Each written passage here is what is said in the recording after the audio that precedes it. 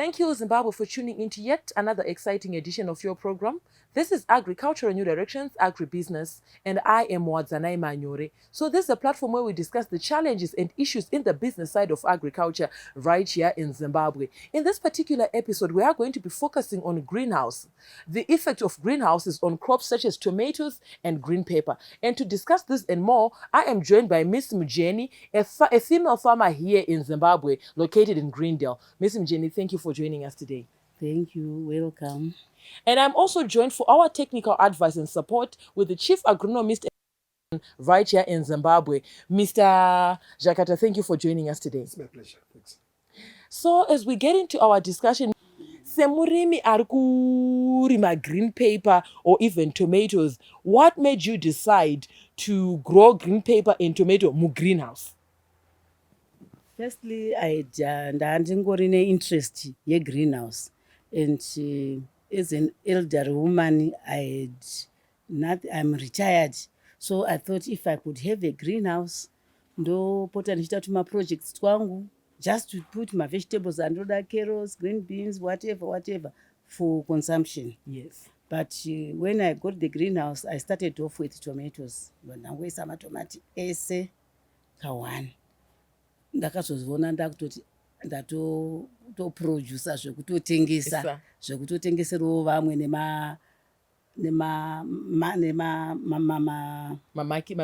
supermarkets. Okay. ndakutotadza kuapedza. Okay. Then I discovered later on kuti tomato there was a time yainota flood. Okay. Panenge pakuibva kwamutoko ekupi vese vanenge vane maopen field panenge pari conducive, the weather is conducive, matomatoes flood the market. Okay. So the price go down. Okay. So ndakambotrya ndikati let me try the paper. Then I discovered kuti mapaper, one, they've got less labor than tomatoes. Two, they've got a high yield. People like papers, people buy paper, the price of paper is high. Okay. So I ended up concentrating more on paper than tomato. Okay. As we continue in our discussion, there is obviously a difference in what lured you into producing green pepper in a greenhouse. There are those who also produce green pepper but panze on open space. What is the difference imimi semurimi between green pepper yenyu iri mu greenhouse ne uyo angoitira panze ake? The quality is totally different. Okay. The greenhouse paper is quality. Okay. Usually the supermarkets that I give, they say that my quality is much better than the ones they import even from South Africa. I'm at par with the ones they import from South Africa. Okay. So the quality in the greenhouse is much better than outside. Okay. Looking at this structure at Tirimairi Inwe, it's obviously an investment. You took your money, there have been capital injections, makatutora mari mukatirega setting up a greenhouse. In terms of return on investment, zvamaona imimi, zvamungataure kuti no, I think greenhouse is the way to go. Pa investment yamakaita nemari yamuri kuwana, mungati chimbairira neizvozvo. It's really an investment. Okay. And it's really a way to go. Okay. Because within, I can say, if everything is okay, you can yield your money, your money for building the greenhouse within a year. Okay. Or a year and a half. Okay. If everything is okay. Okay. So this is the way to go. Then as a woman, as a mother, as a woman, you take care of your family, you have errands to run. Of course, you cannot be everywhere at the same time. Mune time yamunenge mustoripo, but still your green pepper ndanoiririra, inoda anoitarisa. In terms yekutsvaga mushandi, imimi samai Mujeni, munenge muchitarisira munhu akaita sei? Ndoda munhu firstly ari literate. Okay. Anokwanisa kuverenga, anokwanisa kucalculate mishonga painenge yakapuhwa matables epemishonga, ocalculate kuona kuti wakanzi maybe so much 20 mils per 100 liters. So iye anofanira kucalculate down to 15 liters inokwana munepsec. Okay. Ozoisa. And munhu ari diligent, munhu ari hard working, ari honest. Okay. Because munhu kana asiri honest anokwanisa kukufiritira mvura achiti Okay. ndaisa mushonga achita nungo dzokutora mushonga nekuyera. Eh. Saka you have to have munhu ari honest anoti ndaisa chakati and achinyora down. The trick is everything that we do in the greenhouse on daily basis, we have to write it Should down. be recorded. Yes. I'm gonna shift away from you a bit, Miss Mujeni, and go to Mr. Shakata. Mr. Shakata, we are talking of investment. Yema greenhouses. There are some people who grow their their paper on open space, and they are still harvesting. They still get something. Then there is Miss Mujeni, who's growing her green pepper in a greenhouse. Your sentiments on that? Thank you very much, Wazanai. Like what Madam said, the greenhouse gives you the protection against the vagaries of the weather. Okay. Especially pepper, it suffers from sun scald. If the sun strikes at 3 o'clock at that angle, it will burn the pepper. Okay. It's also susceptible to red spider mite and powdery mildew, which results in leaves falling. Okay. So then the fruits suffer from sun scald. But with the greenhouse effect, with an insect netting, she's at a much better position to produce the yield she wants, the quality she wants easily. Okay. Now coming to you, Miss Mujeni, with this, in terms of harvesting, green pepper yenyu munotanga kukohwa kana kupupura after how long? 3 months. 3 months. Ndoba munotanga kunonga. Right. I keep saying green pepper, but these are peppers. Red and yellow. Okay, so maybe take us through my varieties arimo kuti iyo pepper ndiyo yaya inotanga kuchinja ichiita yellow here yozosvika kured here zvinofamba sei? Ndine munhu ndakacombina inochinja kuita red neinochinja kuita yellow. Okay. So that I've got all the variety, all the colors. Let's say if I want to make a pannet, I can have the yellow, the red, and the green in one pannet. Okay. Miss Mujeni, as we round off our segment, let us talk about your word of advice to other female farmers here in Harare or elsewhere. Some have vast amount of yards within where they are located, and maybe they are looking to make money. They are looking to to supplement their financial incomes. What is your word of advice? My word of advice is that going greenhouse is the best. Okay. Because you yield more.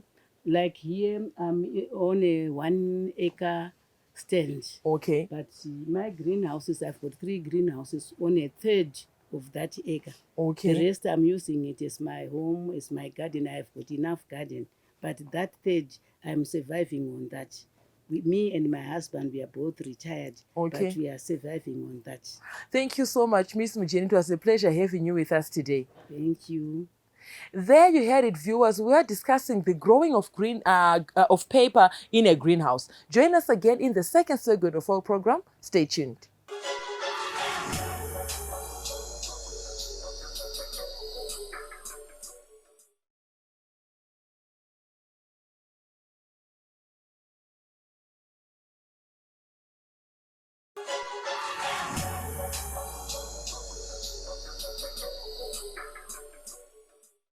Thank you, viewers, for staying tuned to Agricultural New Directions, Agribusiness. We are in the second segment of your program where we are discussing the growing of pepper in a greenhouse. As you can see, we also have tomatoes in this greenhouse. So, viewers, we encourage you to be a part of our conversations. Feel free to get in touch with me, the producer, Wadzanai Manyore, on 0772 807 506. Alternatively, you can like our Facebook page, Agribusiness with Wadzanai. You can also go to our YouTube channel and leave your comments and suggestions on Agribusiness with Wadzanai. Now, Mr. Jakata, we are in the second segment of our program.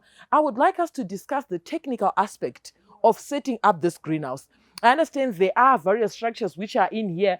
Our paper is growing sort of attached to some strings. What is going on, if you can explain? Thank you very much, Wadzanai. Setting up a greenhouse, as we would appreciate, is a high investment project. So we would encourage our farmers to go the high value crops way. Okay. Like peppers, as you can see in this greenhouse. Not only just peppers, but a very critical variety selection. we grow indeterminate variety of pepper that would continue to give flowers and fruits as long as you can keep it disease-free and well-fed. Okay. Because it's indeterminate in nature, it continues to grow, and because of the fruit load and weight, it tends to succumb to some lodging. So you have to trellis it. There are so many ways to trellis it, either putting a trellis netting, or like you are seeing today, where we are using baler twine to support it on either side of the bed. Okay. Now, as we move on to tomatoes as well, I see our tomatoes are growing to a height almost competing with me and yourself, which we rarely see in our day-to-day lives, where our farmers are using traditional methods of production, where they stake the tomato to a stick. But at this setup, we are seeing that the length of the stem of the tomato is growing taller and longer, and the fruit is supported. Can you maybe explain the technical side behind this setup?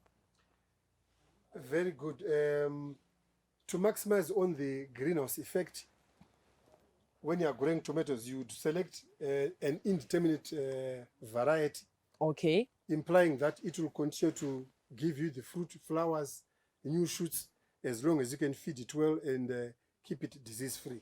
So these indeterminate tomatoes, they have to be supported, and they are giving you a fruit cluster every second to third node, leaf Okay. node. As long as you can sustain it, it can go up to 8 meters. Okay. So in this particular case, where you have harvested or where the fruit starts ripening, you prune the leaves. Okay. Then you lower it down, and so that you have easy management to pollinate the cluster and to spray effectively against your disease and insect pests. Okay, let us talk about the mechanism behind irrigating these crops. I understand at every station where there is a plant, that is where our water is. Can you maybe explain the science given on the side of papers and even on the side of tomatoes? You will appreciate in most greenhouses where we are growing these vegetables, it's drip irrigation, because you want to give the plant water as much as you can. You can even be irrigating hourly or twice a day, depending on the soil structure. Okay. But sufficing to say, there is an emitter every 30 centimeters on the dripper line. The discharge ranges between 1 liter per hour to, in Zimbabwe now or the world over, it's like up to a maximum of 1 liter to 1.6 liters per hour discharge. Okay. The water is emitted slowly into the soil. It's like you are feeding almost constantly. The depletion level in the soil must not go below 80% to maximize on the extraction of food and water for the plant. Then that way you get a higher yield, higher growth, and higher performance within the greenhouse heat. Okay, like I have said earlier on in the first segment, I was seeing that our paper is turning from green to yellow, then red. Maybe the technical names, the varieties, their technical names. The market is dictating what the genetic makeup can be manipulated into. Okay. So for the peppers, the market likes red pepper very much, Okay. but of late they also like the yellow. Okay. Some markets now like it purple. Okay. So it's manipulation of the genetics. Yes, genetics to the color you want. Okay. Some of them like it orange. You can make it green to orange, green to red, green to purple. Okay. Yeah. Okay. So, but in general, it is just a green paper. It starts off as green, then All it of them start off as green. If the market so much demands green, they simply push the price of green higher than the colored ones, so that you harvest early and deliver to the market. Okay. In terms of chemical application or in terms of fertilizers, let's start off with chemical application. How are chemicals applied? Do you spray? Do they come in through the drip irrigation, or what's the science? We have two options. Some systemic chemicals, you can push them through the drip. Okay. They are extracted from the soil through the root system and all the way into the plant system. But we have other contact fungicides, contact insecticides. Those ones you have to spray full cover, foliar spraying full cover on the plant. Okay. Now, in terms of harvesting, when can a farmer start harvesting? In terms of, let us start off by how many peppers can each plant support? A maximum, or how many can each plant support? A well-fed and well-watered plant would give you around 3.5 to 4 kgs in its entire life. Okay. These peppers, each fruit, the big ones are around 280, 300 grams each. So 3 peppers, 1 kg. Okay. Yeah. We're talking about the chemicals. Yes. The pepper is fairly delicate plant which succumbs easily to powdery mildew. Okay. So in your dispensary, you must make sure you have a powdery mildew chemical. Red spider mite is also a menace in peppers, so you must make sure those chemicals are on guard. But most importantly, you must scout to see the threshold at which you are supposed to come in with a control. Okay, there you heard it, viewers. We're in the second segment of our program where we're discussing the chemicals that are used to apply and control diseases like powdery mildew in the peppers and tomatoes. Join us again after the commercial break. We'll be in the third and final segment of your program. Stay tuned.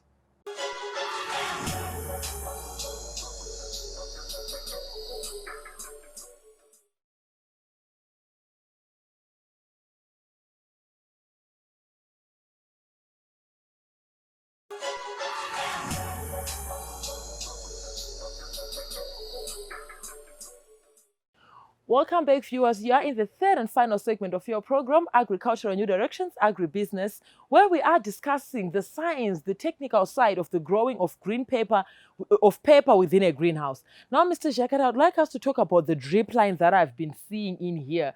What is special about it? Let's talk about its durability. Let us talk about what it can do and how it can be maintained or supported. Thank you very much. It's a very critical question because there are so many players coming in with drip irrigation. Okay. But our drip comes from Azud, Spain. The durability of the drip is determined by the wall thickness of the material. Okay. And Okay. it's measured in microns. Okay. So we are selling 300 micron, 600 micron, and the thickest wall is 750 micron, which lasts up to 8 years. Okay. The other dimension which is critical is the anti-clogging properties of our drip line. Okay. You can get away with fairly dirty water.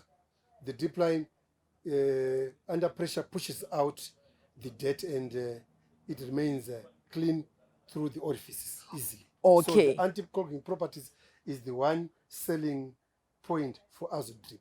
Okay, thank you, Mr. Jagara. I would like us, as we get towards the end of this segment, maybe your recommendations in terms of especially purchasing of durable material, in terms of purchasing material that lasts longer, and even the adoption of growing of paper.